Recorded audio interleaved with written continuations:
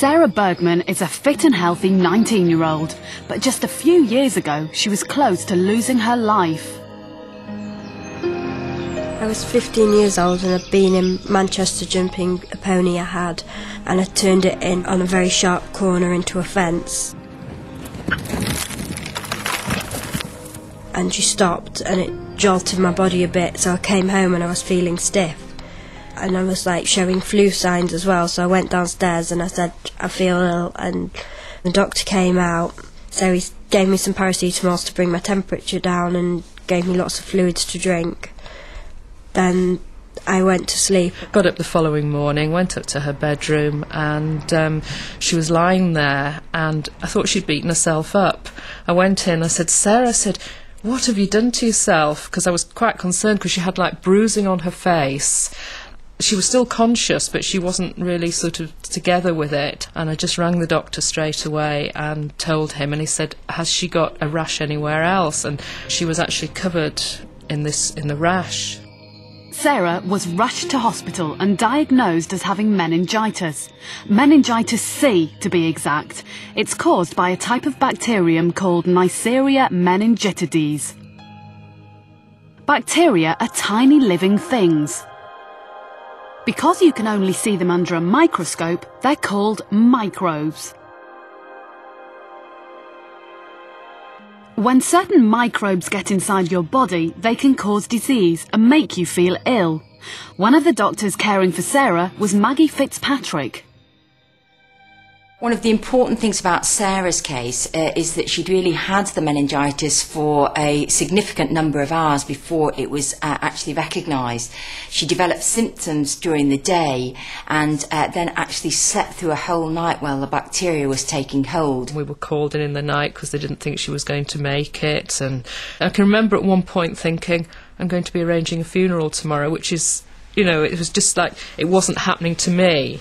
So the first thing I remember was 2 weeks later waking up in the intensive care unit.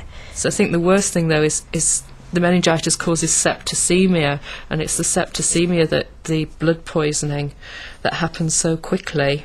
My fingers and my hands were black from the septicemia as well, which I thought was nail varnish which had leaked through my fingernails. My muscles deteriorated while I was in hospital, and I had to relearn to walk. My lowest point was probably seeing my plastic surgeon Simon Kay and him telling me that I had to wait either for the ends of my fingers to come off or to go into hospital to have the ends of my fingers taken off, and not sure how far the septicemia was inside. The key symptoms to look out for if you suspect a child may have meningitis are fever and vomiting, a headache, neck stiffness, a dislike of bright lights, which is called photophobia, drowsiness and a reduction in the level of consciousness, and the development of a rash. When your body becomes infected with a harmful microbe, white blood cells like this help you fight back. This white blood cell is engulfing a microbe. It's eating it whole. Other white blood cells produce chemicals called antibodies. Antibodies stick to microbes. They clump the microbes together, making it easier for the white cells to engulf them.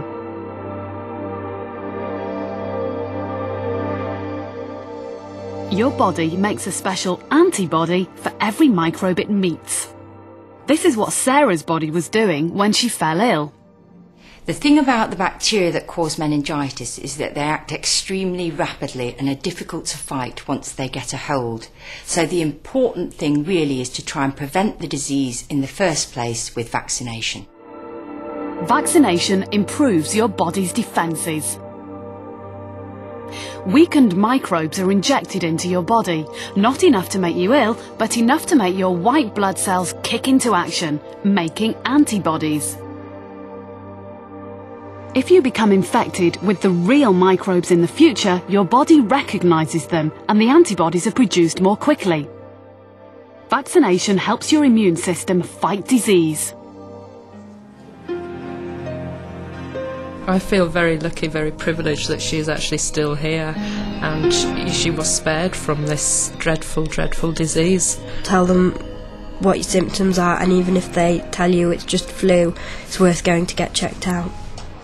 With a nationwide immunisation campaign, the chances of people being affected by meningitis C are now much reduced. A short, sharp jab is definitely worth it.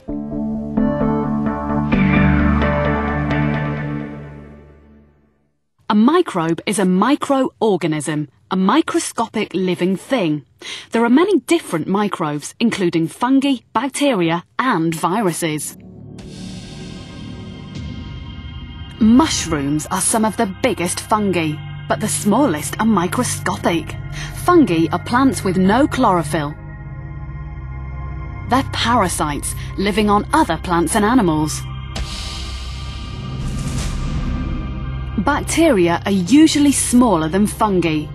They're simple microscopic cells that multiply by dividing. Their number can double as quickly as every 20 minutes. Viruses are smaller still. They have a protein shell which contains the virus's genes. To multiply, a virus needs to get into your cells. Not all microbes cause disease. In fact, the vast majority are completely harmless, like yeast, a type of fungus that helps bread rise, and lactobacillus, the bacteria used to make yoghurt. Only a few microbes are dangerous, but one of the most deadly to humans is a virus called variola. This causes the disease smallpox, and so far this is the one and only disease that we've managed to get rid of totally. These are some of the last people to be infected. The smallpox virus causes a painful, ugly rash of spots that fill with pus. The disease was often fatal. The battle against smallpox started many hundreds of years ago in China. They realised that by giving someone a mild dose of the disease, it actually stopped them getting full-blown smallpox in the future. Ow! In China, smallpox scabs were collected from victims and put into bottles. After a month or so, most of the smallpox viruses were dead or weakened. To make a person immune, the powdered scabs were blown into their nostrils. In India, the pus from a mild case of smallpox was used and smeared into a scratch on another person's arm. In Turkey, Lady Mary Wortley Montagu first witnessed the use of poxypus in 1717. Using poxypus, how very interesting. And was so impressed she brought the idea back to England. But the pus was sometimes strong enough to cause the full-blown disease and death. A way had to be found of infecting people without killing them. In 1796, Englishman Edward Jenner saw that milkmaids sometimes caught cowpox, and this made them immune to smallpox.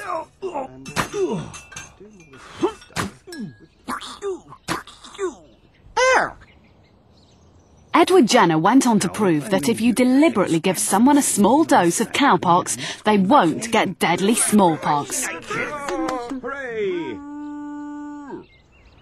And so the technique of modern-day vaccination began. But it wasn't until nearly 200 years later, in the 1960s, that an international decision was made to try and rid the world of the smallpox disease.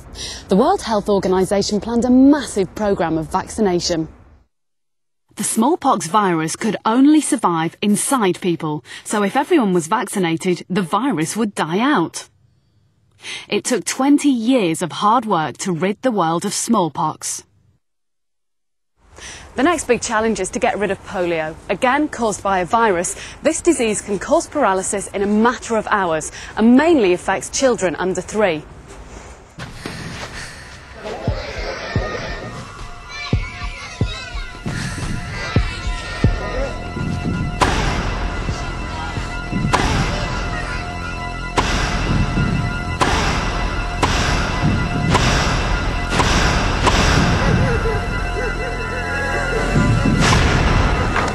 But fighting disease isn't easy.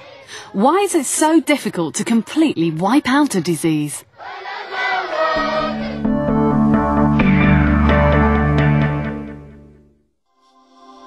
As we know, bacteria are tiny living things, but they can survive in the most unlikely places.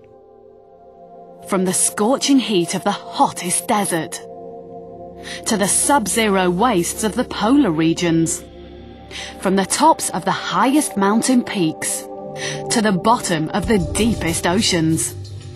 They're here in poisonous sulfur springs and hot volcanic geysers. Incredibly, bacteria have even been found living inside solid rock. But there are some places that bacteria and fungi particularly like to hang out.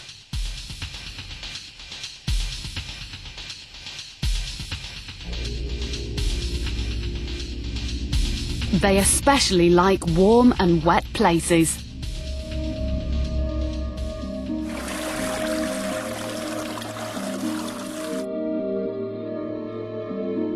An ideal place for bacteria and fungi to live is on the human body.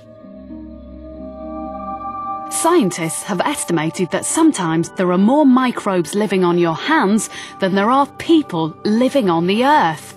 A good way of seeing these invisible beings is to grow them on agar gel. This gel contains blood, an excellent source of microbe food.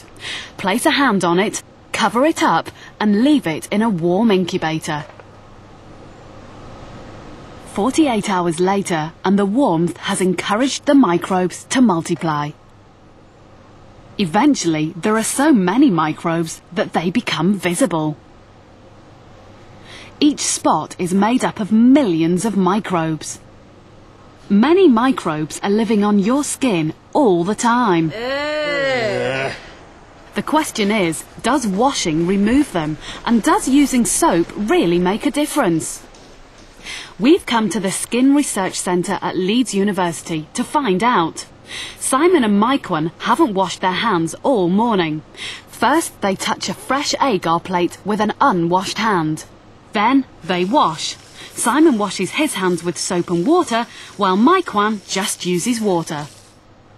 After drying with a paper towel, they each touch another agar plate. Now it's time for some expert help. Richard Bojar is a microbiologist. He puts the agar plates in a warm incubator for 48 hours. So what will the plates look like 2 days later? Normally, you wouldn't take the lid off. The concentration of microbes could be dangerous. But Richard has treated the plates and killed all the microorganisms. Which hand-washing technique has removed the most microbes? Right then, you're the one who washed your hands with water, aren't you? Yeah. Yeah. Well, this is a handprint before you washed your hands, and as you can see, there are microorganisms all over your fingers and your palm. Right, it's very disgusting. It is, isn't it? But look, when you wash your hands just with water, all you do is distribute the microorganisms on your hand. You don't get rid of them at all. Alright. Let's have a look at these. Now then, Simon, you're the one who washed your hands with soap and water, aren't you? Yeah. Now, as you can see, before you washed your hands, you've got lots of microorganisms all over your hands as well. There's lots of them. There are, aren't there? But washing your hands with soap and water makes a big difference, doesn't it? There's still quite a lot on there, though, aren't there? There are quite a lot, but those are the bacteria that normally live on your skin. And it's perfectly natural to have those on your hands. When is it important to keep your hands clean?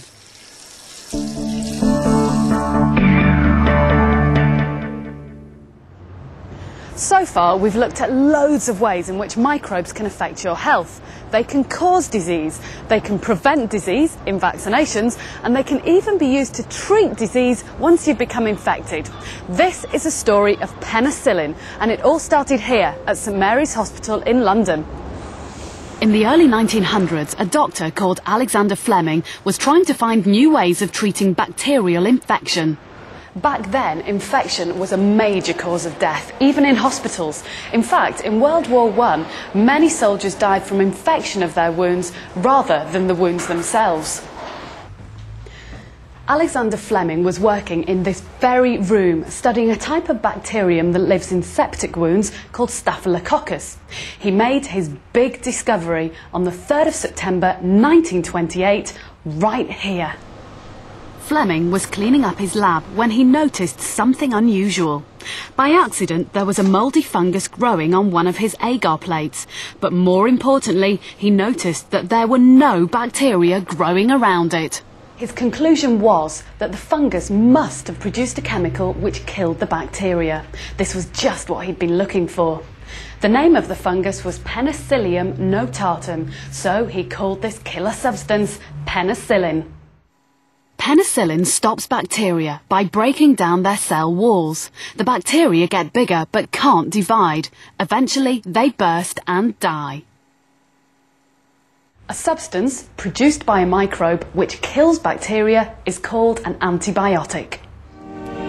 In World War II, the race was on to make enough of this new antibiotic to save thousands of soldiers' lives.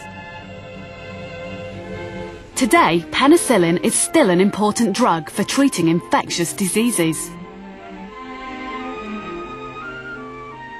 It's produced on a bigger scale than ever. At this company in Northumberland, they produce over 7 tons of it a day.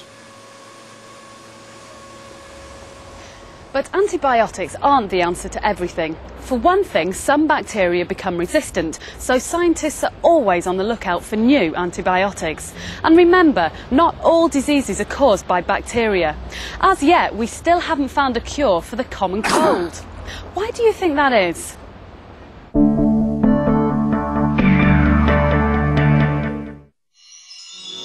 There's more microbes on Earth than stars in the sky, yet microbes are invisible to the naked eye. Microbes travel by air, first class, swim through the sea. On Earth first, on Earth last, infinite, for eternity. They're the dark dancing diva, the wicked weaver of diphtheria, tetanus and scarlet fever.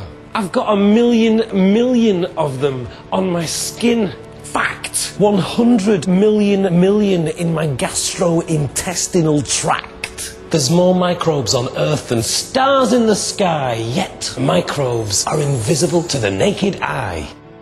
A weakened body fights day and night battle. Colds and flu in human beings, disease-riddled cattle. Virus injects and infects, the body tries to reject it. But by the time you feel it, you're already infected. This vile, violent, viral army is already within the ranks, invading, persuading, raiding the body's banks. There's more microbes on Earth than stars in the sky, yet microbes are invisible to the naked eye. If your food has stamped upon it a best before date, it's because the producers know that microbes won't wait. You've seen fruit in the bowl, milk full of mold, fungi, fungi is taking hold. Yeast is a beast of fungi, producing carbon dioxide, making alcohol in beer and dough rise. Hey, if it wasn't for fungi, there'd be no blue cheese. What a fantastic tapestry the natural world weaves.